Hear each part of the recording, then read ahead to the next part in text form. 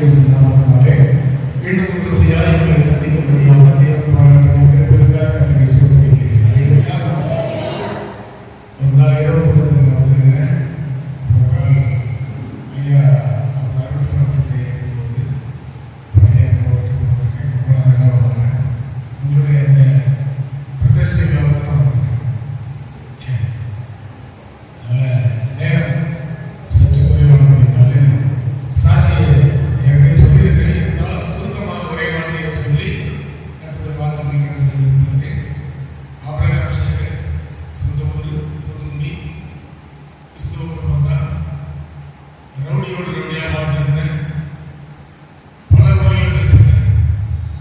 பல முறையில் பேசுகிற நிமித்தமாக சினிமாவில் கிடைக்கணும்னு பெருமைக்கு ஆசைப்பட்டு சென்னைக்கு வந்து பாவத்தில் வந்து நான் திறந்தவன் சொல்லி ஒரு இந்து குடும்பத்தை சேர்ந்த ஒரு மனிதியை எனக்கு திருமணம் செய்து வைத்து அவர்கள் ஜெபத்தின் மூலமாக சபையில் கொடுக்கப்பட்ட மூப்பர் பதவியின் நிமித்தமாக பெருமைக்கு ஆசைப்பட்டு அதை ஏற்றுக்கொண்டு மனைவி ஜெபத்தினாலே இரவு நேரத்திலே ஆண்டவருடைய சத்தம் செவிகளில் எழுந்தபடியினாலே ஆண்டவரை நான் முழுமையாய் பற்றிக்கொண்டு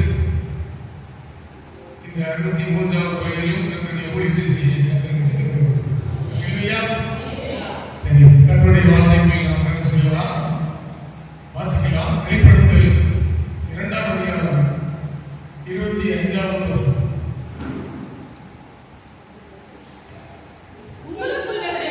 உங்களுக்குள்ளதை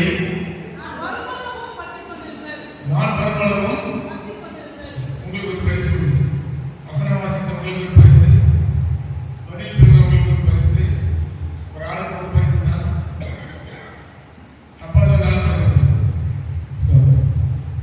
உங்களுக்குள்ளதை நான் பரமளவும் பற்றிக் கொண்டிருக்கு. உங்களுக்கு என்று கொடுக்கப்பட்டது, உங்களுக்குள்ளதை அப்படின்னா உங்களுக்கு என்று கொடுக்கப்பட்டது நான் வருமளவும் கர்த்தருடைய 2வது வருகை வரை வரைக்கும் பற்றிக் கொண்டிருங்கள். அப்படி என்றால் பத்திரப்படுத்திக் கொள்ளுங்கள். அப்போ உங்களுக்கு இந்த உலகத்தை விட்டு ஆண்டவராகிய இயேசு கடந்து செல்லும் போது ஒரு காரியத்தை கொடுத்துட்டு போறார். அவர் வந்த நோக்கத்தை நிறைவேற்றி ஒரு காரியத்தை மட்டும் கொடுத்துட்டு போறார். பத்திரமா வச்சுக்கோங்க, நான் 2வது வருகையில் வருவேன், அது வரைக்கும் நீங்க பத்திரமா வச்சுக்கணும்னு சொல்லி கொடுத்துட்டு போறார். அப்ப என்ன கொடுத்துட்டு போயிருக்காரு? யார் சொல்லணும்? சரி, உங்களுக்கு ஒரு பரிசு. சரி, ரட்சிப்பு. 1 பேதுரு 3:21.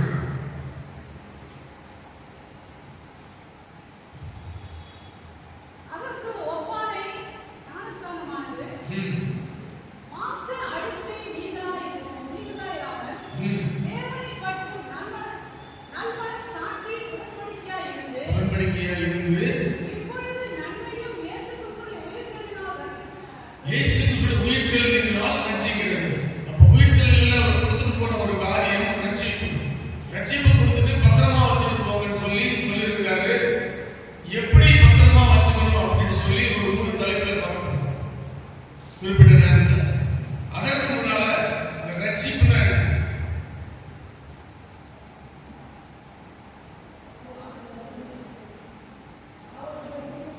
கொஞ்சம் அந்த மாதிரி சொல்லுங்க, கொஞ்சம் சத்தமா சொல்லுங்க.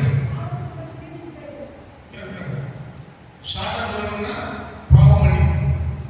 உங்களுக்கு பேசு. சரி, பாவம் மன்னிப்பு லூக்கா 1:77 வாசிக்கிறோம்.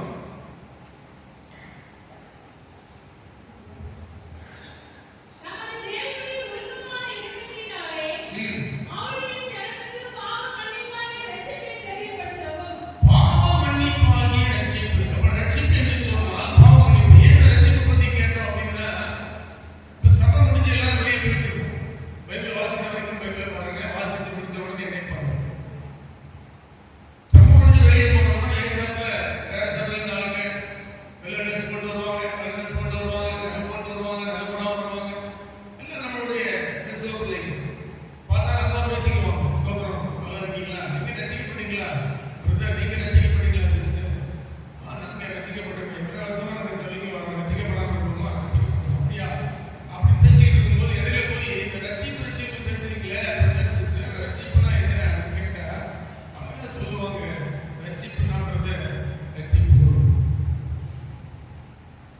அவங்க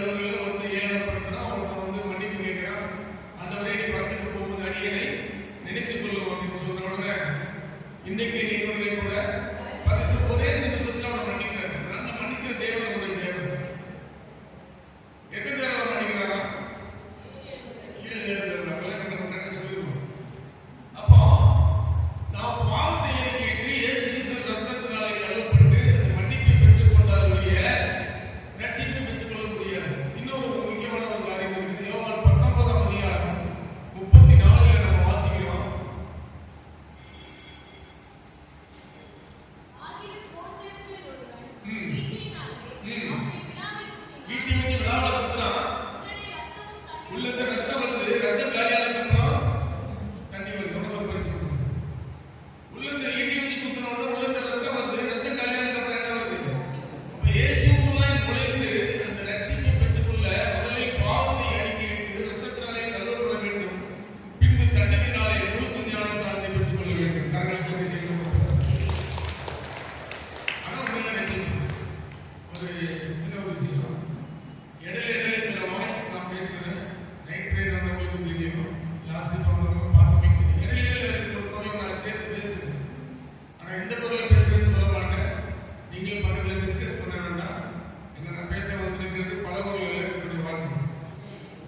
இயேசுக்குள்ள நுழைந்து பாவத்தை அறிக்கையிட்டு இந்த ரத்தத்தினாலே கழுவப்பட்டு பின்பு தண்ணீரினாலே முழுக்க ஞானஸ்நானம் எடுத்தால் நாம் ரட்சிக்கப்பட்ட பிள்ளைகள். அப்ப இயேசு நம்ம பாவத்தை மன்னிக்கிற தேவனாய் இருக்கிறார், ஏழைகளுக்கு மன்னிக்கிற தேவனாய் இருக்கிறார், ஒரு நொடிக்குள்ள மன்னிக்கிற தேவனாய் இருக்கிறார். அந்த மன்னிப்பை பெற்றுக்கொள்ள வேண்டும். மன்னிப்பு அப்படிங்கிறவங்க எனக்கு ஒரு காரியம் ஞாபகம் வருது. ஒரு பிரபலமான ஒரு அரசியல் தலைவரும் சினிமா நடிகரும் மன்னிப்பை பத்தி இப்படி சொல்லுவாங்க. மன்னிப்பு தமிழ்ல எனக்கு பிடிக்காத வார்த்தை மன்னிப்பு மக்கள் அப்படின்னு அவர் சொல்லுவார். அவரு காலம் சேர்ந்ததுக்கு முன்னாலே ரசிக்கப்படுவார்னு நான் ரொம்ப எதிர்பார்த்தேன். அவர் கட்சிக்காரங்க எதிர்பார்த்தேன். நான் சினிமாவில் நடிச்சிருக்கேன், டிவி சீரியல் நடிச்சிருக்கேன். ஒரு அபிமானம். அவர் ரசிக்கப்படுறதுக்கு முன்னாலே போயிட்டார். ஒருவேளை ரசிக்கப்பட்டிருந்தாருன்னா என்ன சொல்லியிருப்பாரு? மன்னிப்பு இந்த தமிழ் இந்த வேதத்துல எனக்கு பிடிச்ச வார்த்தை மக்கள் மன்னிப்பு அப்படின்னு அவர் சொல்லியிருப்பாரு. ஆனா அதுக்கு முன்னால அவர் போயிட்டார். அப்போ பாவத்தை அறிக்கையிட்டு ரத்தத்தினாலே கழுவப்பட்டு ஞானஸ்நானம் எடுத்துக் கொண்டாதான் நம்ம ரட்சிக்கப்பட்ட பிள்ளைங்க, ரட்சிக்கப்பட்ட பிரதர்ஸ். இப்ப ரட்சிப்பு என்ன தெரிஞ்சுட்டு இப்ப வேதவசமா உங்களுக்கு கொடுக்கப்பட்ட அந்த ரட்சிப்பை பத்திரமா வச்சுக்கணும்னு சொல்லி 3 தலைப்புல பார்க்கணும். இப்ப இதுதான் அந்த ரட்சிப்புன்னு வச்சுக்கிறோம்ல, இது உங்க கையில இருந்தா நீங்க என்ன பண்ணுவீங்க? பத்திரமா வச்சுக்கோங்கன்னு சொல்லி ஆண்டவர் கொடுத்துட்டு போனா என்ன பண்ணுவீங்க? பத்திரமா பீரோலத்தை கூட்டி வச்சுக்கணுமா? சண்டையான தரத்துல கொண்டு வர முடியல. வாசிக்கணும், அப்புறம் தியானிக்கணும், அப்புறம் அப்படி நடக்கணும். அப்புறம் முக்கியமான காரியம் சொல்லலாம். வாசமா இல்லை, ஒரு கைத்தறி கொடுக்குறேன் உங்களுக்கு பரிசு மற்றவங்களுக்கு சொல்லணும். வாசிக்கணும், நேசிக்கணும், சுவாசிக்கணும் எல்லாம் தெரியும். மற்றவங்களுக்கு போஷிக்கணும் செய்யும்.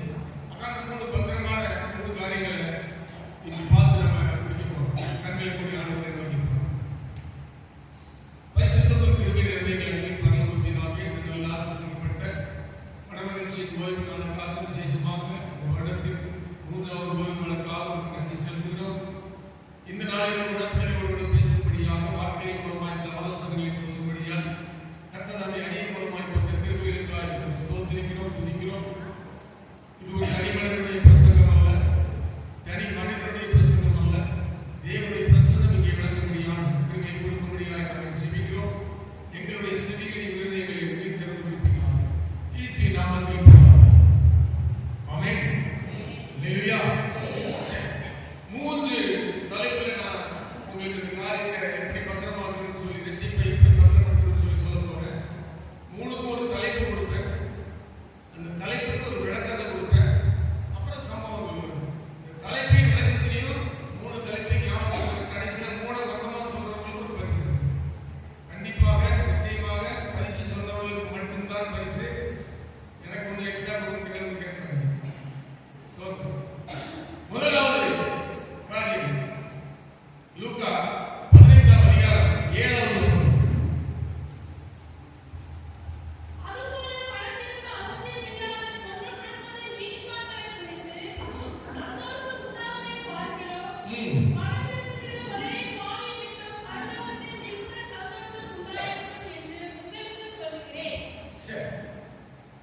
மனம் திருந்தினவங்களை பத்தி கவலை இல்லை, மனம் திருந்த அவசியம் இல்லாத நீதிமான்களை பத்தி கவலை இல்லை. மனம் திருந்தின ஒரு பாவி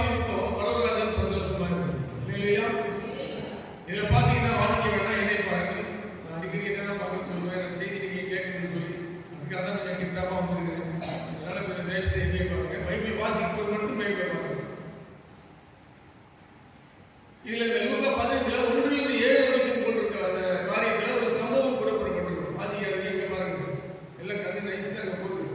சரி, 1-7 வரைக்கும் வாசிக்கும் போது இதுல ஒரு சம்பவம் குறிப்பிடப்பட்டிருக்கிறது. ஒரு 100 ஆடுகளை வைத்திருக்கிறார்.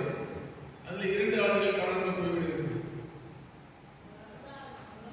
சொல்லுங்கன்னு பார்த்தேன். சரி, அதான் நான் வேணும்னு சொல்லுவாங்க. பாஸ்டர் 2 சொல்றாரு, 1 தானே பாஸ்டர் 1 தான். அதுல எப்படி சொல்லலாம், 1 தான் அப்படி கூட சொல்லணும். சரி, எத்தனை காணாம போச்சு? 1 தான். காணாம போனா போது விட்டுட்டானா? விடல. அதை காணாமல் போன ஆடை தேடி அதை கண்டுபிடிச்சு கிடைச்ச உடனே தோலை தூக்கி போட்டு என் காணாமல் போன ஆடு கிடைத்தது என்று சொல்லி எத்தனை சந்தோஷம் மகிழ்ச்சி அடைகிறானோ அத்தனை சந்தோஷம் மனம் திருந்துகிற ஒரு பாக்கியத்துக்கு பரலோகத்தின் சந்தோஷம் தான். இல்லையா?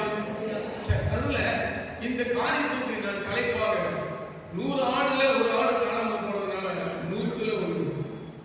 என்ன தலைப்பு? மார்க் எடுக்கிறாங்க ஸ்கூல்ல. 100 ஆடுல ஒரு ஆடு காணாம போனதுனால தலைப்பு 100த்துல 1. ஏன் அதை அழுத்தி சொல்றேன்னா, 2வது தலைப்பு நான் சொல்ல மாட்டேன். சம்பவத்தை சொல்ற உடனே நீங்களே தான் தலைப்பு சொல்லணும். சொன்னீங்கன்னா பரிசு. சரி, 100த்துல 1 விளக்கம். இந்த ஆடுகள் என்பது யாரை குறிக்கிறது?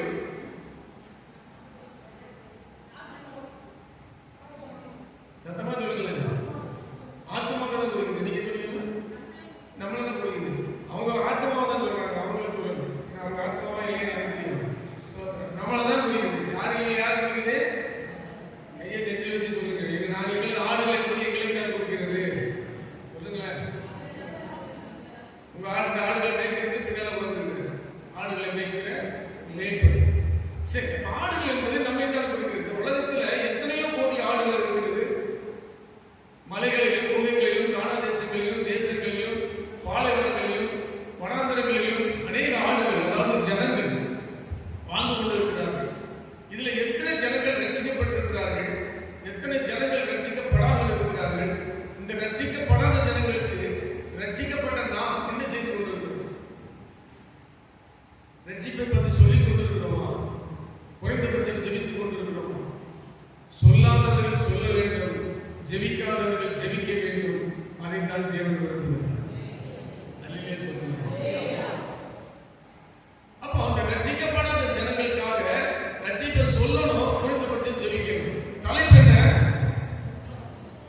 அடிக்கடி கேட்டுட்டே இருக்காங்க. தலைப்பு என்ன? 100த்துல 1 விளக்கம். ரட்சிக்கப்படாத ஜனங்கள். நோட் பண்றவங்க நோட் பண்ணி வச்சுக்கணும். நான் கடைசியை சொல்லும் போது காப்பி அடிச்சு சொல்லுங்க. சோதனை தலைப்பு 100த்துல 1 விளக்கம். ரட்சிக்கப்படாத ஜனங்கள். இப்போ சம்பவத்தை சொல்றேன். சம்பவத்தை மட்டும் கேட்டு வச்சுக்கோங்க. அதை நீங்க கடைசியில் சொல்லுங்க. சம்பவம், இந்த தலைப்பு கொண்டான சம்பவம் ஒரு அருமையான ஒரு கிறிஸ்தவ குடும்பம். கணவன் மனைவி 2 ஆண் பிள்ளைகள். நல்ல கவனிக்க, கதையிலிருந்து ஒரு கேள்வி. கணவன் மனைவி 2 ஆண் பிள்ளைகள். நல்ல ஆவிக்குரிய கிறிஸ்தவ குடும்பம். காலையில் எழுந்தவுடன் ஜெபிப்பது, வேதம் வாசிப்பது, சபைகளுக்கு ஒழுங்காய் செல்வது, சாப்பிடும்போது ஜெபிக்கிறது, எல்லா ஆராதனைகளிலும் கலந்து கொண்டிய ஒரு குடும்பம், எல்லா கூட்டங்களிலும் கலந்து கொள்ளக்கூடிய குடும்பம், தசமபாகம் காணிக்கைகளை சரியாக கொடுக்கக்கூடிய ஆவிக்குரிய கிறிஸ்தவ குடும்பம். கணவன் மனைவி 2 பிள்ளைகள். இதற்கு தான் கேள்வி வரும். ஒரு நாள் என்ன ஆச்சுன்னா, கணவன் மனைவிக்கு ஒரு சின்ன சண்டை. புருஷன் மனைவிக்கு எப்போ நினைக்கிற மாதிரி ஒரு சின்ன சண்டை. இந்த கணவர் என்ன பண்றாரு? கோச்சிட்டு சாப்பிடாம ஆஃபீஸ் கிளம்புறாரு. இந்த அம்மா பாக்குறாங்க, ஐயோ சுகர் பேஷண்ட் ஆச்சு, சாப்பிடாம போறாங்கன்னு சொல்லி ஒரு தட்டுல இட்லி வச்சு சட்னி ஊத்தி அப்படி கொண்டு வராங்க. அவர் ஷூ மாட்டிட்டு இருக்காரு. அப்படி கேட்டுறாங்க. கோச்சிட்டு போறாரு, பேச சண்டைக்கு அவங்களுக்கு மட்டும் கை சந்திக்கிறாங்க. அவர் பார்த்துட்டு காலை வச்சு தட்டுல ஒரு அடி. தட்டு ஒரு பக்கம், இட்லி ஒரு பக்கம், சட்னி அந்த அம்மா ஊத்திருக்கு. கோச்சிட்டு ஆஃபீஸுக்கு போயிட்டாரு. ஆபீஸுக்கும் வீட்டுக்கும் தூரம். பைக்ல போனா 5 நிமிஷம் தான், நடந்து போனா 10 நிமிஷம். அவ்வளவுதான் டிஸ்டன்ஸ். அவர் டெய்லி என்ன பண்ணுவாரு? ஆபீஸ்க்கு பைக்ல போயிட்டு இறங்கின உடனே பேக்கை வச்சுட்டு ஜோம் பண்ணிட்டு உடனே போன் எடுத்து செல் எடுத்து வீட்டுக்கு அடிப்பாரு. 5 நிமிஷம் பைக்ல வந்து 5 நிமிஷத்துல வீட்டுக்கு போன் அடிச்சு, என்னம்மா செல்லம்மா குட்டிமா நல்லா இருக்கியாம்மா, 5 நிமிஷத்துல சாப்பிட்டியா, தலைவலிக்கு சொன்னீங்க, தலைவலிக்கு வச்சா, பக்கத்து வீட்டுக்காரங்க சண்டை போட்டு சரியாச்சா, அம்மா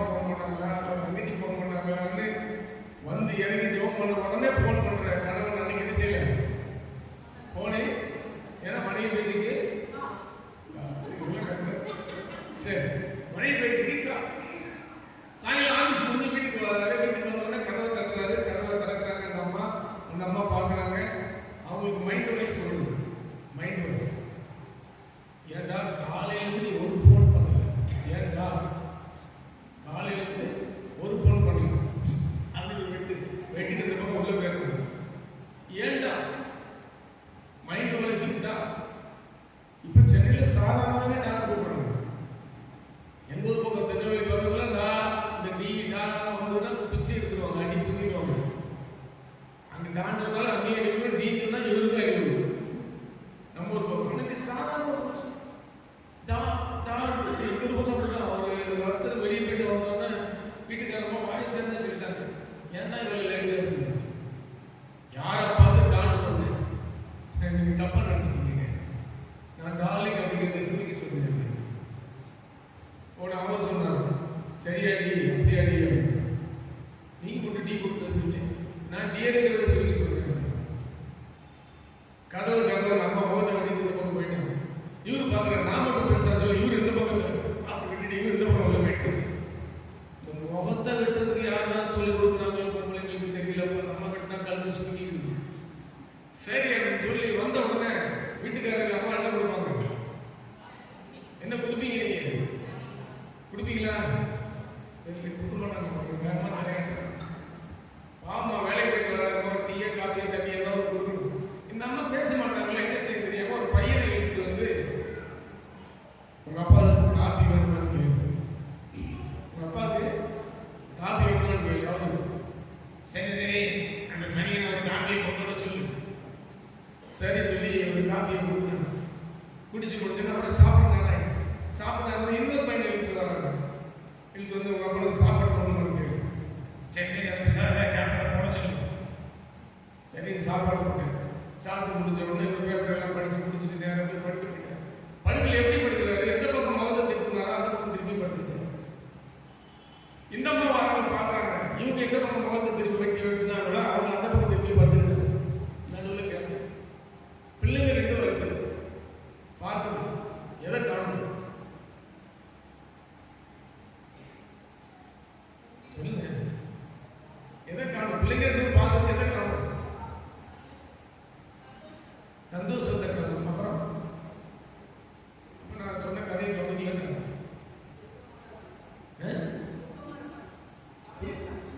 புரியல, எதை காணும் கேட்டேன். பிள்ளைங்க அந்த ஸ்டோரியை சொல்லுவாங்க. அப்புறம் எதை காணும்? யாருமா ஒரு கை தட்டி விட்டுருக்கீங்க. ஜெபத்தை காணுமா? அவங்க நான் டெய்லி ஜெபம் பண்ணிட்டு படுக்கிறாங்க, எல்லா விஷயத்தையும் கிடைக்கிற பண்றது இல்லையா?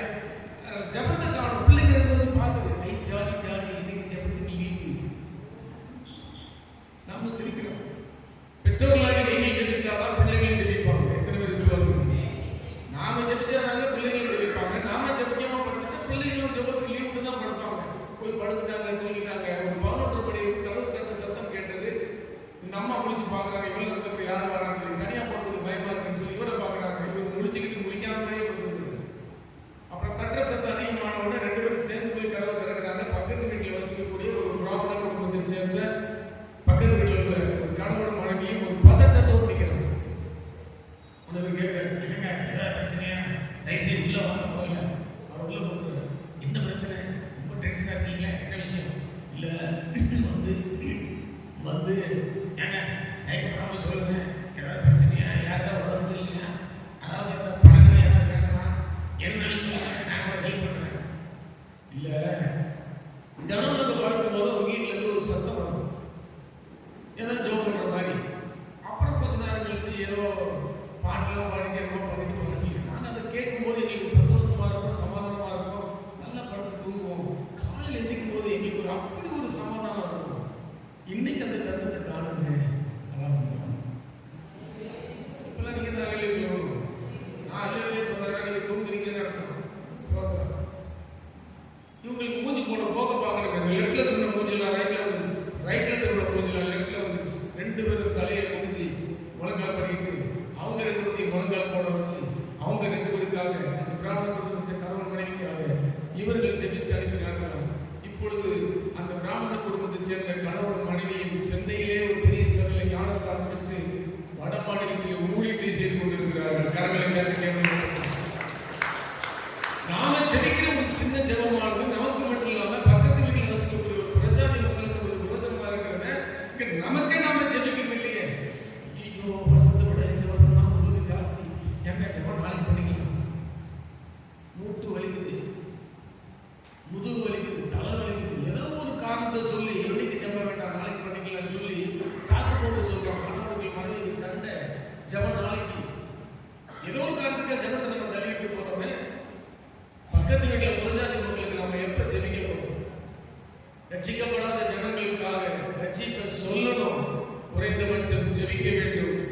தான் பரவலாக விரும்புகிறது. கரங்களை தட்டி கேட்கிறேன். அன்பு பெரியவர்களே, அருமை தாய்மார்களே, ஆண்டவரை நோக்கி ஜெபிங்க ஐயா. ரட்சிக்கப்படாத ஜனங்களுக்காக ஜெபிக்க.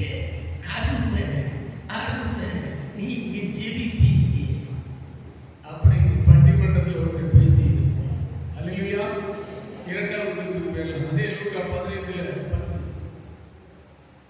அதுபோல மனதிற்குரிய ஒரே பாவி நிமித்தம் தேவனுடைய தூதருக்கு முன்பாக சந்தோஷம் உண்டாயிருக்கிறது என்று உங்களுக்கு சொல்லுகிறேன் என்றார்.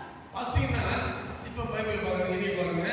7வது வசனத்துல போட்ட அதே வசனம் தான் 10வது வசனத்திலையும் போட்டிருக்கு. ரட்சிக்கப்பட்டவங்களை பத்தி கவலை இல்லை, படாதவங்கள யாராவது ஒரு ரட்சிக்கப்பட்டா பரலோகராஜ்யம் சந்தோஷமா இருக்கு. அல்லேலூயா.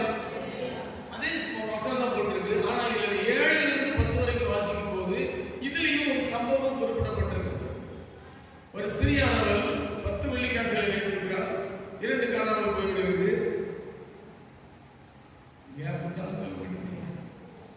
எத்தனை காணாம போச்சு? சொல்ல மாட்டேதானே, நான் தப்பா தான் சொல்லுவேன். நீங்க சொல்லணும். எத்தனை காணாம போச்சு? ஒண்ணுதான் காணாம போச்சு. போனா போது விட்டுட்டாளா? 10 காசுல ஒண்ணு தானே போயிருக்கு, 9 காசு இருக்குல்ல அப்படின்னு சொல்லி போனா போது விட்டுட்டாளா? விடல. என்ன பண்ணா? வீட்டை கொளுத்தி விளக்க பெருக்கி வீட்டை பெருக்கினா சும்மா மாத்தி சொல்லிப்பாங்க. வீட்டை பெருக்கி விளக்க கொளுத்தி அதை தேடுறா. வீட்டை பெருக்கி தேடி எடுத்து அதை கண்டுபிடிச்ச உடனே ஐயோ காணாமல் போன அந்த காசு கிடைத்து விட்டது என்று சொல்லி எத்தனை ஆனந்தம் அடைகிறாளோ, மற்றவர்களை அழைத்துக் கொண்டு எத்தனை சந்தோஷப்படுகிறாளோ அத்தனை சந்தோஷம். மனம் திருந்துகிற ஒரு பாவி நிமித்தம் பரலோகராஜ்யம் சந்தோஷமாயிருக்கிறார். இல்லையா? ஒரு காசு தான் அங்க போனா போது விட்டுருக்கலாமே. ஏன் விடல? அவளை ஆர்வமா ஏன் தேடுறா அப்படின்னா, அந்த காலத்துல திருமணத்திற்கு நிச்சயிக்கப்பட்ட பெண்களுக்கு மணமகன் வீட்டில் இருந்து 10 வெள்ளிக்காசுகள் கொடுப்பார்கள். நிச்சயதார்த்தத்துக்கு 10 வெள்ளிக்காசு. அந்த காலத்து காசு தான் தெரியும், கேள்விப்பட்டிருப்பீங்க, பார்த்தவங்க இருக்கலாம். போட்ட காலம் பழைய மாதம் வெள்ளிக்காசு 10 என்ன செய்வோம்? அவங்க வந்து திருமணத்துக்கு வரும்போது நிச்சயத்துக்கு கொடுக்கப்பட்ட அந்த காசை மாலையா கொடுக்கணும். மாலையா அது வந்து வசதியை பொறுத்து நூல்லையோ கயிற்றுலையோ அல்லது இரும்பு கம்பி, செம்பு கம்பி, தங்கத்துல எதுலாம் அவங்க வசதி தந்தாப்புல மாலையா போட்டு கழுத்துல போட்டுட்டு மணமேடைக்கு வரும்போது வரணும். அப்பதான் இந்த திருமணம் நடக்கும். இல்லைன்னா திருமணம் நின்றுடும். அப்ப எவ்வளவு பதட்டத்தோடு தெரியுப்பா, ஐயோ திருமணம் நின்று விடுவேன் என்று சொல்லி எத்தனை பதட்டத்தோடு தேடுகிறாளோ அத்தனை பதட்டத்தோடு மனம் திருந்துகிற ஒரு பாவியை பரலோகம் தேடிப்பட்டது. இல்லையா? சரி, என்ன தலைப்பு வைக்கலாம்? இங்கதான் சத்தம். இன்னொன்று யாரும் சொல்லுது? யார் சொல்லுங்க? அவங்களுக்கு ஒரு பரிசு யாருன்னு சொல்லிட்டு பரிசு இல்லை. சரி, பரிசு சொன்னவங்களுக்கு சரி, எல்லாரும் கொடுக்கணுங்கிறதுக்காக சொல்லாதவங்களுக்கு கிடையவே கிடையாது. சரி, 10ல் 1 தலைப்பு. முதல் தலைப்பு என்ன? விளக்கம். ரட்சிக்கப்படாத ஜனங்கள், ஆடுகள் இருக்கிறது. ரட்சிக்கப்படாத ஜனங்கள் விளக்கம். 2வது தலைப்பு என்னது? 10ல் 1 விளக்கம். ரட்சிக்கப்படாத சபைகள். அது என்ன சொல்றது? ரட்சிக்கப்படாத சபைகள். ரட்சிக்கப்படாத ஜனங்கள்லாம் தெரியலாம், பாவத்தில் இருக்க மாட்டாங்க, ரட்சிக்கப்பட்டிருக்க மாட்டாங்க, ஞானஸ்நானம் இருக்க மாட்டாங்க, தெரிஞ்சுக்கலாம். ரட்சிக்கப்படாத சபைகளை நாம் எப்படி தெரிந்து கொள்வது? எது ரட்சிக்கப்பட்ட சபை, எது ரட்சிக்கப்படாத சபை? எந்த சபையில் தேவனுடைய பிரசன்னம் இருக்கிறதோ அதுதான் ரட்சிக்கப்பட்ட சபை. தேவனுடைய பிரசன்னம் இருக்கணும். தேவனுடைய பிரசன்னம் ஒரு சபையில எப்ப இருக்கும்? தேவனுடைய பிரசன்னம் எப்ப இருக்கும்? தேவன் எப்போதும் இதா இருக்காது. தேவனுடைய பிரசன்னம் எப்ப இருக்கும்? சத்தமாக உங்களுக்கு தனியாக சொன்னா பரிசு கிடைச்சிருக்கீங்க, மொத்தமாக சொல்லிட்டீங்க, பரிசு கிடையாது. ஆராதனை வேலையில தேவனை ஆராதிக்கும் அந்த ஆராதனை, புதிய ஆராதனை நேரம், வருஷத்து நேரத்தில் தேவனுடைய பிரசன்னம் இங்கே விழாவும். எத்தனை பேர் விசுவாசிக்கிறீங்க? அப்பதான் நீங்க அபிஷேகம் பண்ண முடியும், உங்களால் அக்னியால் நிரப்பப்பட முடியும், அந்நிய பாஷை பேச முடியும்.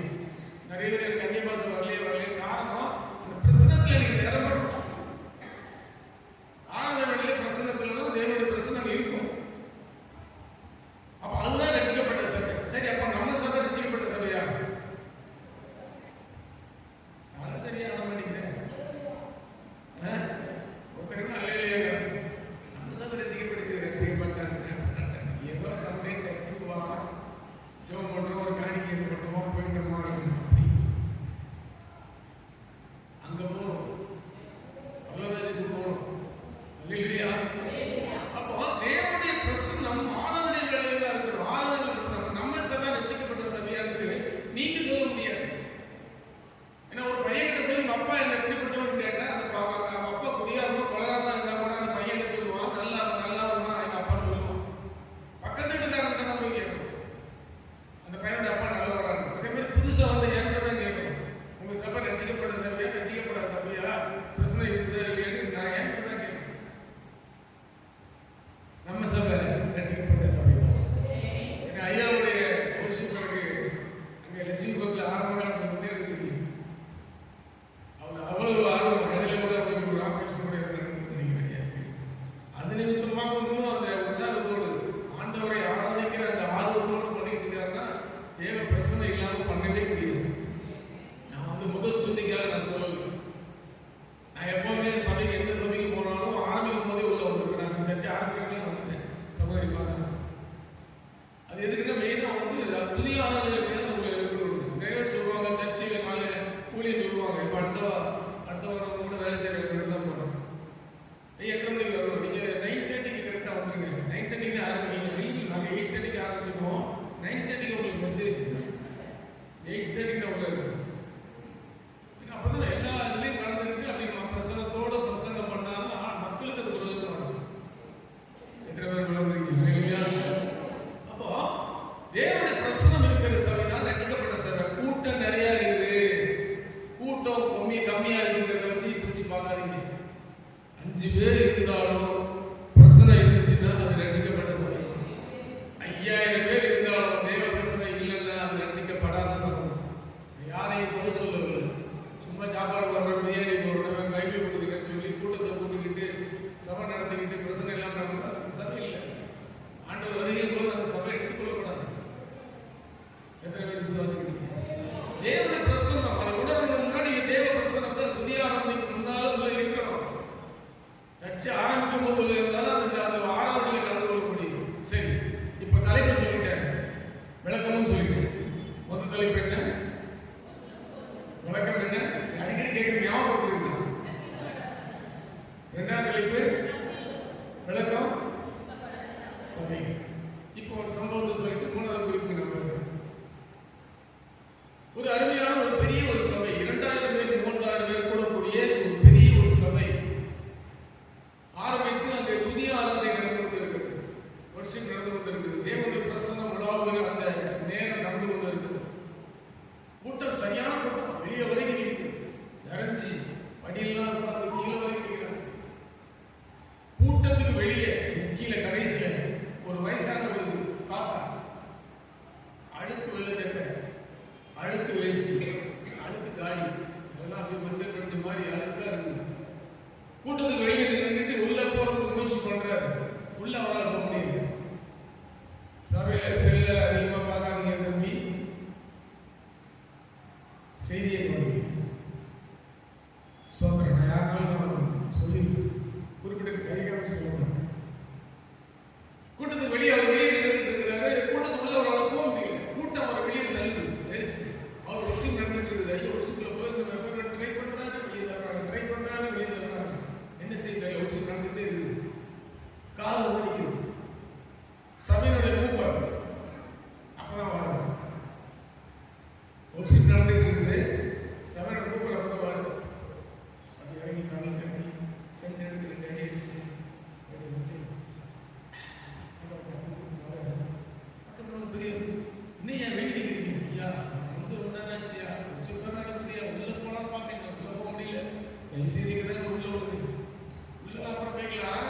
நீங்க யாரும் உங்களை பார்த்து புதுசா தெரியுது. நான் ஏற்கனவே வரனால தான் ஐயா அதெல்லாம் அப்புறம் பேசிக்கலாம். எனக்கு உள்ள கொடுங்க. ஒர்ஷிப் முடிஞ்சிட்டு போகுது. ஒர்ஷிப் முடிஞ்சா முடிஞ்சிட்டு போகுதுங்க. அவங்க பார்த்தது இல்லையே கூட வரணும். அவங்களுடைய பேர் அரசு வரணும். சர்ச்சுக்கு ஆள் சேர்க்கிறது. ஆள் சேர்க்கணும்னா ஆத்மால் சேர்க்கணும்.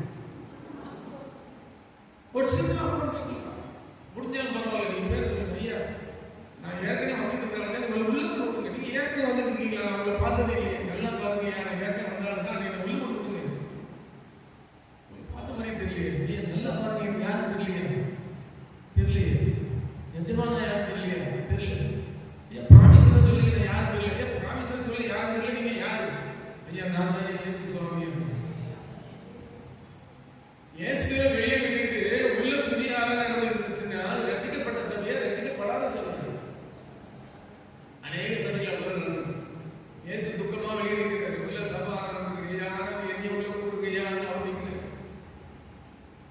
புதிய ஆராதனை தேவ பிரசன்னம் இருந்தால்தான் அது ரட்சிக்கப்பட்ட சபை. அப்படிப்பட்ட ரட்சிக்கப்படாத சபைகள் அநேக சபைகள் இங்கே இருக்கிறது. சபைகள் பெருகிவிட்டது. பாத்தீங்கன்னா நம்ம ஒரு பெரிய இடத்துல வந்து போட்டு போட்டுருக்கோம். அந்த பக்கம் புளியந்தோப்பு பெரிய எல்லாம் பாத்தீங்கன்னா போதும் இல்ல குட்டி குட்டி சந்து, குட்டி குட்டி சந்துக்குள்ளே ஏகப்பட்ட சபை. ஒரு முறை ஒரு பெரிய வீடு பகுதியிலே ஒரு சபைக்கு பேருந்து 7வது தெரு, நாங்க 15 தெரு 7வது தெருவை கண்டுபிடிச்சு பார்க்குறேன். உள்ள போக முடியாது, தெரிஞ்சு போய் பைக்கு ஆட்டோ போகிற அளவுக்கு அந்த தெரு. உள்ள வந்து பார்த்தீங்கன்னா அந்த ரோட்ல தண்ணி தொட்டி வச்சிருக்கிறாங்க துவைக்கிறதுக்கு. பைக்கை நிப்பாட்டி இருக்கிறாங்க. உள்ள பைக்கில் கூட போக முடியாது. சரி ஓரமான நடந்தே போயிடலாம்னு சொல்லி பார்க்குறேன். சத்தம் கேட்குது, எங்கன்னு தெரியல. அதில் ரோட்டில் ஒருத்தர் அந்த தண்ணி தொட்டிக்கிட்ட துவைச்சிட்டு இருக்கிறாரு. நல்ல கவனிங்க, ஆம்பளை துவைச்சிட்டு இருக்காரு. துணியெல்லாம் உங்களுக்கு சேலையெல்லாம் துவைச்சிட்டு இருக்காரு. சரி நான் போய் கேட்போம். ஐயா அதை பாட்டு சத்தம் கேட்கல, சர்ச்சைன்னு இருக்கு. இன்னா சர்ச்சு.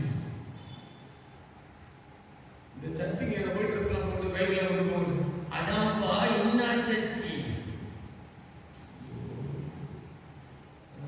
ஜீசஸை பற்றி பாட்டுலாம் பாடி அதான்ப்பா இன்னா சர்ச்சு. ஐயோ என்ன சொல்ல முடியாது, என்ன சொல்லி புரியல. பாஸ்டர் பேர் என்னப்பா? பாஸ்டர் மகிமை இஸ்ரேல். அப்படி விவரமே சொல்லு. நீ என்னமோ சொல்ற. அந்த ஒரு பைக்ல ஒரு ப்ளூ கலர் கவர் போட்டுருக்கீங்க. ஆமாங்கய்யா. அது பக்கத்துல ஒரு மாடி ஏறும். நீ மாடி ஏறி போகணும். ரொம்ப நன்றியா. இது என்ன அவசரம்? மாடி ஏறி போய் சோதனை போகிறோம். ஏங்க பீஜாங்க பக்கம் இன்னொரு சர்ச்சு. அந்த தெருவுக்குள்ள அந்த சந்தில மாடியில் உள்ள ஒன்று ரைட்டு சபைகள் பெருகிட்டு.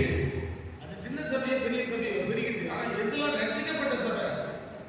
ஏன்னா அந்த சபைகள் எல்லாம் மணவாட்டி சபைகளா மணவாளன் வரும்போது எடுத்துக்கொள்ளப்படும். இல்லைன்னா போக முடியாது. அல்லையிலே சொல்லுங்க. இப்ப சபைகள் பெருகிட்டு ரட்சிக்கப்பட்ட சபைகளா இருக்குதா? அப்படிப்பட்ட ரட்சிக்கப்படாத சபைகளுக்காக ரட்சிக்கப்பட்ட நாம் ரட்சிப்பு போய் அவங்கள்ட்ட சொல்ல முடியாது. சபைகள்கிட்ட போய் நீங்க ரட்சிக்கப்படுவீங்க, சபை ரட்சிக்கப்படுவீங்க, ஜெபிக்க முடியும், சொல்ல முடியாது. ஜெபிக்க வேண்டும். அதை நான் தேவைப்படுகிறேன். இல்லையா? ஏன் அப்படி சொல்றேன் அப்படின்னா, உங்களுக்குள்ளே நான் ஒருவரும் பற்றி கொண்டு அவர் வர்றதுக்குள்ள அந்த ரட்சிப்பை நம்ம பிரஸ்தாபப்படுத்தணும்.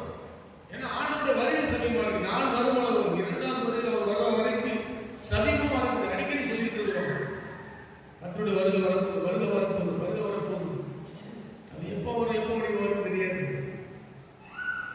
வர வேண்டிய நேரத்தில் அப்படி கூட ஒருத்தர் சொல்லிட்டாலே கண்ணானா எப்படி வரும் எப்படி வரும்னு சொல்ல முடியாது. ஆனால் வர வேண்டிய நேரத்தில் சரியா வரும் அப்படின்னு ஒருத்தர் சொல்றாரு.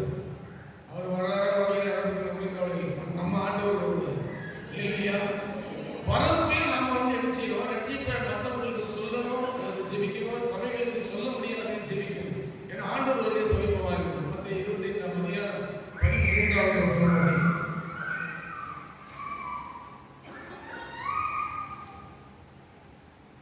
மனுஷகுமாரன் வரும் நாளையாவது, நாழிகையாவது, நீங்கள் அறியாதிருக்கிறபடியால் விழித்திருங்கள். அறியாதிருக்கிறபடியால் எல்லாரும் சொல்லுங்க. அறியாதிருக்கிறபடியால் இன்னும் நிறைய பேர் சொல்லுங்க. அறியாதிருக்கிறபடியால் விழித்திருங்கள். அதுக்கு தான் சொல்ல வந்து ரட்சிப்புன்னு கேட்டா சொல்றாங்க இல்லையா? ரட்சிப்புன்னா என்ன பண்ணுறது எங்களுக்கு தெரியாது. ரட்சிப்புன்னா தான் ரட்சிப்பு. அப்ப விழித்திருங்கள் இருக்குது. அத்தமா சொல்லுங்க, கேட்க மாட்டேங்குது. நீங்க விழித்துட்டே இருக்கணும். அவர் வர்ற வரைக்கும் விழிச்சுட்டு இருப்பீங்க, தூங்காமே மாட்டீங்க. முடியுமா உங்களால? மத்தியானம் சாப்பிடணும் தூக்கம் வருது. விழித்திருங்களா? என்ன காத்திருக்கணும். எவ்வளவு நாள் காத்திருப்பீங்க? அதான் காத்திருக்கவே எப்படி? ஏன் கேட்கிறேன்னா, ஒரு சர்ச்சை முடிஞ்சு நிறைய பேர் விழித்திருங்களா தெரியல. ரட்சிப்பு மாதிரி ஒரு சிலருக்கு தெரியும். ஒரு சபை முடிஞ்சு எல்லாரும் வீட்டுக்கு போயிட்டாங்க. ஒரு வீட்டுக்கு ஃபோன் வருது. பாஸ்டர் கொஞ்சம் சீக்கிரம் வாங்க. என்ன சார் நீங்கள் சீக்கிரம் உடனே கிளம்பி வீட்டுக்கு வாங்க. ஒரு பைக் எடுத்து நேரம் வீட்டுக்கு போய் கதவு தட்டுறாரு. அந்த அம்மா கதவை திறந்துட்டு வீட்டுக்கார பெட்ரூம்ல போய் பாருங்க. பெட்ரூம்ல எதுவும் தூக்கு போட்டாரோ அப்படின்னு பார்த்துருக்காரு. பெட்ரூம் கதவு திறந்துதான் இருக்கு. என்ன விஷயம்? பாஸ்டர் போய் பாருங்க, பாஸ்டர் சீக்கிரம் போங்க.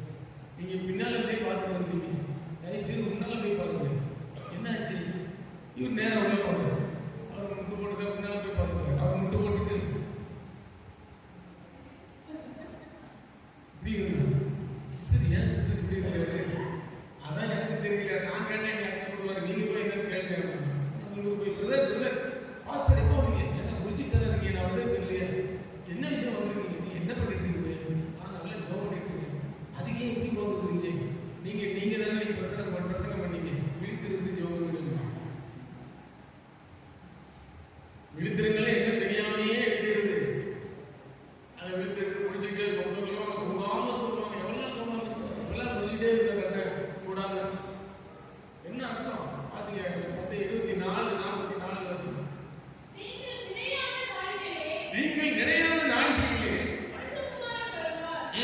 ஆதலால் நீங்களும் ஆயத்தமாயிருங்கள். நீங்களும் ஆயத்தமாயிருங்கள். சேர்ந்து சொல்லுங்க பாப்பா, நீங்களும் நாங்கள் ஆயத்தமா இருப்போம் அப்படின்னு எல்லாம் சேர்ந்து சொல்லுவோமா? அல்லேலூயா. ஆயத்தமா இருக்கிறது என்ன பாத்தீங்கன்னா விழித்திருங்கள்னு ஒரு வார்த்தை தான், ஆனா ரெண்டு அர்த்தம் இருக்கு. நீங்க சொன்ன மாதிரி விழித்திருங்கெல்லாம் தூங்காம இருக்கிறது ஒரு அர்த்தம் தான், ஆனா ஆவிக்குரிய ஜீவியத்துல வந்து அது ஆயத்தமா இருக்கு. ஒரு வார்த்தைக்கு ரெண்டு அர்த்தம். உலகபரமான காரியங்களுக்கு ஒரு காரிய அர்த்தங்கள்லாம் இருக்குது. உலகபரமான காரியத்திலையும் ஒரே வார்த்தைக்கு நிறைய அர்த்தங்கள் இருக்குது. ரெண்டு அர்த்தமா இருக்கும் சில நேரங்களில். ஒரு பஸ் ஒன்று போயிட்டு இருக்கு. கண்டக்டர் பார்த்துருக்கீங்களா? யாராவது மேலே கம்பியை பிடிச்சி போகிறத பார்த்துருக்கீங்களா? பஸ் கண்டக்டர் எல்லாம் பஸ்ஸில் போகிறவங்க காரில் போகிறவங்க நினைக்கிறேன். சரி, பஸ்ஸில் யாராவது கண்டக்டர் கம்பியை பிடிச்சி போகிறது யாராவது பார்த்துருக்கீங்களா? எங்கேயாச்சும் பார்த்துருக்கீங்களா? இல்லை, சீட்டையும் பிடிக்க மாட்டார். கையில் தான் பேக்கு கம்ப்யூட்டர் வச்சிருக்காரு. இப்படி தான் வச்சிருக்காரு. காலை இப்படி தான் நடந்து போவார். பார்த்துருக்கீங்களா? இப்படியே நடந்து போவார். கொஞ்சம் போனால் அந்த இதில் போய் சாஞ்சிக்கிட்டு நின்றுக்கிட்டு டிக்கெட் கொடுப்பாரு. எத்தனை மார்க் ஒரு பையன் பார்த்துட்டே இருந்திருக்கான். அங்கிள், ஏன் அங்கிள் ஒரு மாதிரி நடக்கிறீங்களோ? உங்க காலில் எதுவும் அடிபட்டுருக்கா? அட நீ வேறப்பா, நீ உங்க அம்மா கைய புடிச்சுன்னு போயிடுவா, உங்க அம்மா சீட்டை புடிச்சுன்னு போயிடுவாங்க, ஒசரமானவங்க மேல கம்மியை புடிச்சுன்னு போயிடுவாங்க, நான் எதை புடிச்சுன்னு போவேன்? அதான் ஒரு பேலன்ஸுக்காக அப்படி பாரு. எதுக்கு வராதா? அப்படியா? பஸ் டிப்போ வந்துச்சு, எல்லாரும் இறங்கிட்டாங்க. இந்த பையன் மட்டும் இறங்கல. அவன் வச்சு பார்த்து இருக்கான். ஏற்கனவே எல்லாரும் இறங்கிட்டாங்க. நீ எதுக்கு? நான் பேலன்ஸுக்காக நிற்கிறேன். 10 ரூபா கொடுத்துட்டு சில்லறை கொடுக்கல.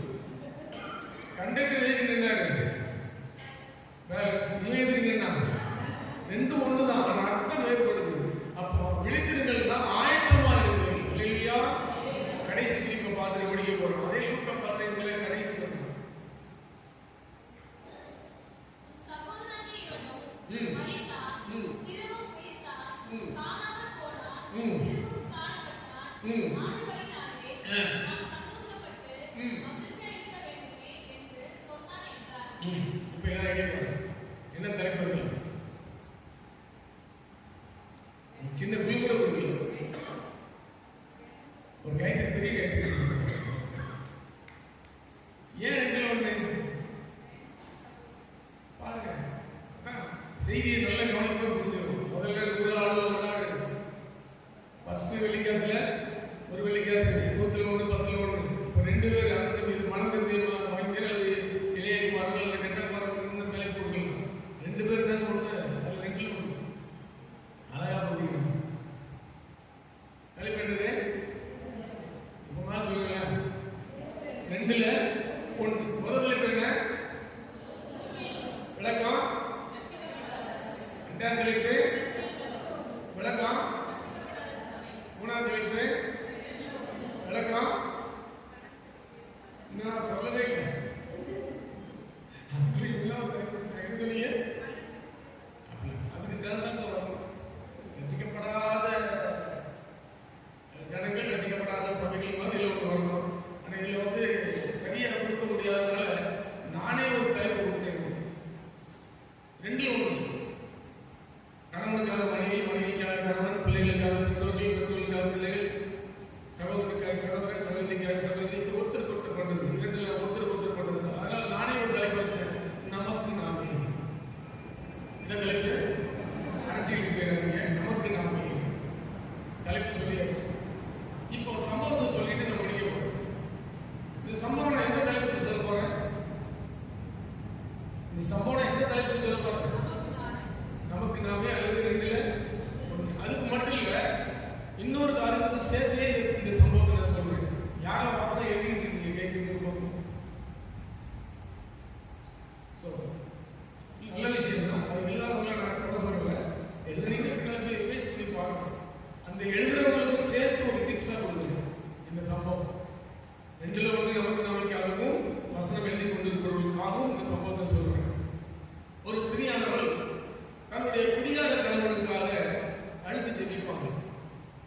நல்ல சபைக்கு வந்து அழுது ஜெபிச்சுட்டு வீட்டுக்கு போவாங்களாம். வீட்டுல போனா அவர் வாசல்ல குடிச்சிட்டு நிற்பாரு. பாப்பாரு, எத்தனை நாள் சொன்னாலும் கேட்க மாட்டியா, சர்ச்சுக்கு போய் தான் தெரியுது, கையில கிடைக்கிறது எடுத்து அடிப்பாங்க. இந்த அம்மா அடியே வாங்கிட்டு அப்புறம் அன்னைக்கு முடிஞ்சவங்க திங்கக்கிழமை வேலைக்கு போவாங்க. சனிக்கிழமை வரைக்கும் வேலைக்கு போயிட்டு திருப்பி ஞாயிற்றுக்கிழமை மறுபடியும் சர்ச்சுக்கு வந்து உட்காந்துட்டு நல்லா ஜெபம் பண்ணிட்டு திருப்பி போய் அங்க அடி வாங்குவாங்க. வேலைக்கு போவாங்க, சர்ச்சுக்கு வருவாங்க, அடி வாங்குவாங்க. அப்புறம் சொல்லுங்க சொல்லுங்க, கவனிக்கிறீங்களான்னு பாக்குறேன்.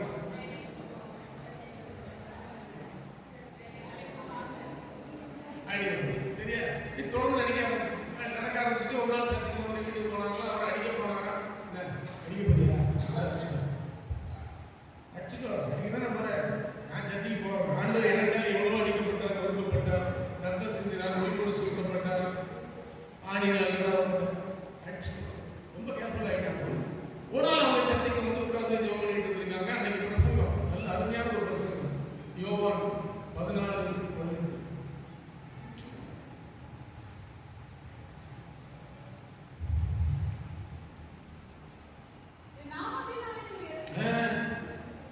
யோவான் 14:18. 14 இல்ல, யார் வாசல் புதுசா சத்தம் வந்துருக்கு. உங்களுக்கு ஒரு பரிசு இருக்கு, உனக்கு யாருக்கே கொடுத்துருக்கு. சரி,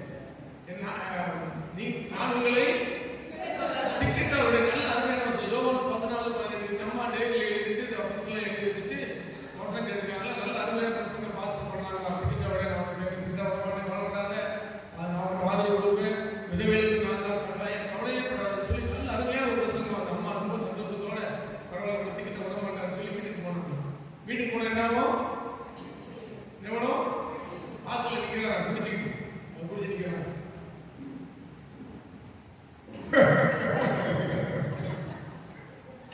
மறுபடியும் சர்ச்சைக்கு போயிட்டு வந்துட்டியா, இன்னைக்கு உனக்கு சர்ச்சில் என்ன வாசனம் சொல்லி கொடுத்தாங்க. நம்ம கணவர் சர்ச்சுக்குள்ள வர போறார் போன்றது இதெல்லாம் கேட்கிறேன்னு சொல்லி டைட்டில் வேகமா பரப்புனாங்க. என்ன யார் என்ன வசனம்? வசனம் இந்த அம்மா என்ன வசனம் சொல்லி வசனத்தை பார்த்துருக்காங்க. யோவான் 4:18 அப்படின்ட்டாங்க. 14:18 4:18. அந்த யோவான் 4:18 சத்தமா படிங்க. எப்படி சிரிக்காம வாசிங்க. 5 புருஷர்கள் உனக்கு இருக்கிறார்கள், இப்பொழுது உனக்கு இருக்கிறவன் உனக்கு புருஷனே அல்ல. இதை உள்ளபடி சொன்னான், மெய்யாம சொன்னான். அன்னைக்கு அடி எடுத்து இருக்கும் சமாடி சும்மா கூட உனக்கு 5 புருஷன் இருந்தா இப்ப இருக்க புருஷனே இல்ல, மெய்யானே சொல்லலாம். அடி சமாடி நீங்க வாங்கிருக்க. ஆனால் நாட்கள் செல்ல செல்ல அந்த சகோதரி ஜெபத்தை கேட்ட தேவன் அந்த கணவரை ரட்சிப்புக்குள்ளாகி கொண்டு இல்லையா?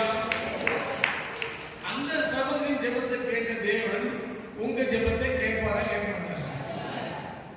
சரி, இந்த ரெண்டுல உங்க கணவருக்கா மனைவி பிள்ளைகளுக்கா பெற்றோர்கள் பிள்ளைகள் ஜெபிக்கிறவன் நீங்க ஜெபம் பண்றீங்களா? குடும்பமா வந்தவங்க மட்டும் கை தூக்க. நான் குறை சொல்வதற்காக நான் கை தூக்க சொல்லவில்லை. கணவன் மனைவி பிள்ளைங்களோடு வீட்டில் இருக்கிறவங்களோடு சேர்ந்து வந்தவர்கள் மட்டும் கரங்களை வைத்து நான் குறை சொல்றதா இல்லை. கை தூக்குறவங்களை மட்டும் பக்கத்தில் உள்ளவங்க செக் பண்ணிக்கணும். ஏன் பிள்ளைங்களை கொண்டு வரல? 2 கிளாஸ் முடிஞ்சிச்சா? ஒருத்தி தான் போனால, நீ மட்டும்தானா இருக்காங்கல்ல? 4 பிள்ளைங்களோட இருக்காங்க. ஏன் பிள்ளைங்களை கொண்டு வரல? அப்பதான் பையன் எழுப்புறான். ஏண்டா சர்ச்சுக்கு போகணும், தூங்கிட்டு இருக்க மாட்டேன், எந்திக்கா எழுந்து எந்திக்கிறான். சொல்லிட்டே ஏன்னா சர்ச்சுக்கு வர நீங்க வரலப்பா. இதே சர்ச்சுக்கு வரலையா? ஏண்டா வரல? டிவில என்ன முடியுது? கிரிக்கெட் மேட்ச் T20 T20 தானே? கிரிக்கெட் T20 போடுறாங்க. கிரிக்கெட் மேட்ச் பார்க்கறது சர்ச்சுக்கு வர மாட்டியா? நான் வரல பாருங்க, நான் பார்க்கணும். ஃபைனல் மேட்ச் பார்க்கணும். இன்னும் ஃபைனல் மேட்ச். சரி சரி, நீ பார்த்து வை, டிவி பார்த்து வை. கோலி மட்டும் என்ன ஸ்கோர் அடிக்கிறான்னு பார்த்து வை. சர்ச்சுக்கு அவனை அடிச்சு கூப்பிடாம கோலி என்ன ஸ்கோர், சேவல்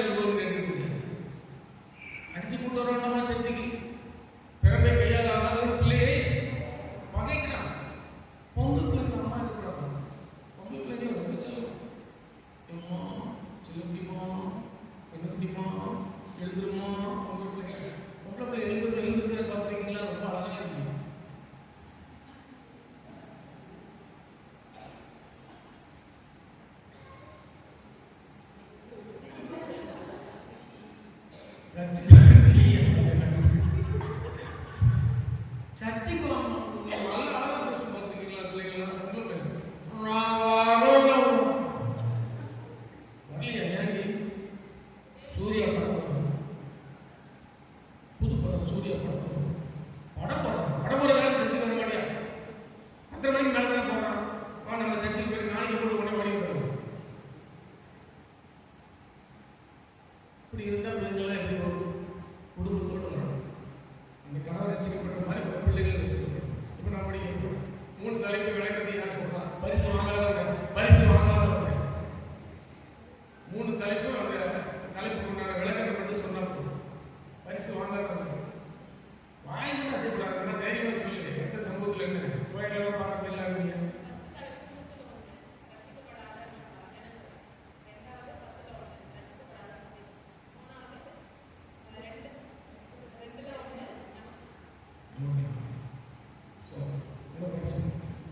ஒரு கை ரெண்டுல ஒரு ஒருத்தருக்காக வந்து ஜெபிக்கணும். இங்க பாத்தீங்கன்னா அங்க ரெண்டுல ஒண்ணுல வந்து அப்பாவுக்கு 2 பிள்ளைங்க, 2 பிள்ளைங்கள ஒரு பிள்ளை என்ன செஞ்சுன்னா பாவத்துல விழுந்து சொத்தை பிரிச்சு போய் சொத்தெல்லாம் இழந்து நண்பர்களுக்கு சொத்து இழந்து அவங்க திங்க பண்ணி மேய்க்கிறதுக்கு போய் வேலை செய்யலாம். பண்ணி திங்கிற தவிர்த்த கூட திங்க மனசு இல்லாம ஐயோ என் தகப்பனாரத்துல எத்தனையோ வேலைக்காரங்க நல்ல சாப்பாடு சாப்பிடறாங்கல்ல, என்னால சாப்பிட முடியல, தகப்பனுக்கு விரோதமாய் பார்த்து விரோதமாய் பாவம் செய்யுதுன்னு சொல்லி மன்னிப்பு கேட்டு வாரான். வந்தோடனே அப்பா மேல மன்னிச்சு ஏத்துக்கிட்டாரா இல்லையா? நம்ம அப்பா ஏத்துக்குவாரா? எந்த மாதிரி ஏத்துக்க மாட்டாரா? அவன் ஏத்துப்பாரு. அவன் ஏற்கனவே வெயிட் பண்றாரு. என் பையன் அந்த மாதிரி வாங்க, அந்த ரூபத்துல அவனமா இருக்கான். டெய்லி பார்க்கறாரு, தேடி பார்க்கறாரு.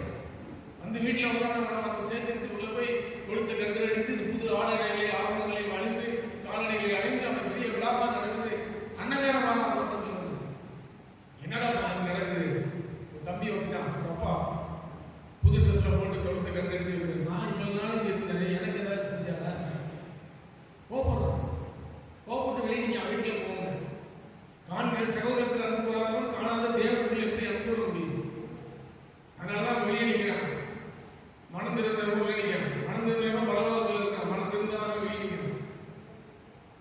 இல்லையே சொல்லுங்க. அதனால 3 தலைப்பை நான் சொல்லி முடிக்க போறேன். முதல் தலைப்பு 100 ரசிக்கப்படாத ஜனங்கள், 10 ரசிக்கப்படாத சபைகள், 2 நமக்கு நாமே. இப்ப இந்த நமக்கு நாமைக்காக நாம் ஜெபிக்கும் போது 2 குடும்பத்தில் ஒருத்தருக்காக ஜெபிக்கும் போது, பிள்ளைகளுக்காக பெற்றோர்கள் ஜெபிக்கும் போது, கணவனுக்காக மனைவிக்காக கணவன், சகோதரிக்காக சகோதரிக்காக நம்ம ஜெபிக்கும் போது அவங்க ரசிக்கப்படுவாங்களா பண்ண மாட்டாங்களா? ரசிக்கப்படுவாங்களா பண்ண மாட்டாங்களா? சபைக்கு வருவாங்களா வர மாட்டாங்களா? சபை நிறைய ரசிக்கப்பட்ட சபையா மாறுதான் மாறலையா? கரங்களை தட்டிக்காங்க. நீங்க 2 ஜெபம் பண்ணா 10 ரசிக்கப்படாத சபைகள் ரசிக்கப்பட்ட சபைகளாக நிரம்பி ரசிக்கப்பட்ட சபைகள் உண்டான காரியமும் வாழ்ந்து விடும். இப்ப நான் ஏற்கனவே சொன்னேன், சபைகள் அதிகமாயிருக்கு. தெரு மாடி சர்ச்சு 2 சரியாகி ரசிக்கப்பட்ட சபையாய் மாறி ரசிக்கப்பட்ட சபைகளா எல்லா சபைகளும் மாற 100 தன்னாலேயே சரியாயிருக்கு. கரங்களை தட்டிக்காங்க. நாம செய்ய வேண்டியது ரட்சிக்கப்படாத ஜனங்களுக்காக ஜெபிக்கணும், சொல்லணும். ரட்சிக்கப்படாத சபைகளுக்கு சொல்ல முடியாது, ஜெபிக்கணும். குடும்பத்தில் ஒருத்தருக்காக ஜெபிக்கணும், சொல்லவும் செய்யணும். அண்ணன் பெரியவர்களே, ரட்சிக்கப்படாத ஜனங்களுக்கு ரட்சிப்பை பற்றி சொல்லணும், குறைந்தபட்சம் ஜெபிக்கணும். அதே போல ரட்சிக்கப்படாத சபைகளுக்கு சொல்ல முடியாது, ஆனால் ஜெபிக்க முடியும். கடைசியா ரட்சிக்கப்படாத குடும்பத்தில் உள்ள நமக்கு நாமே 2 நீங்க ஜெபிக்கும் போது உங்க குடும்பமும் ரட்சிக்கப்படும். உங்களுக்கு உள்ளதை உங்களுக்கு இன்று கொடுக்கப்பட்ட ரட்சிப்பை கர்த்தர் வருமானம் கற்றுக் கொண்டிருக்கிறேன். கர்த்தரால் ஆசீர்வதிப்பார்.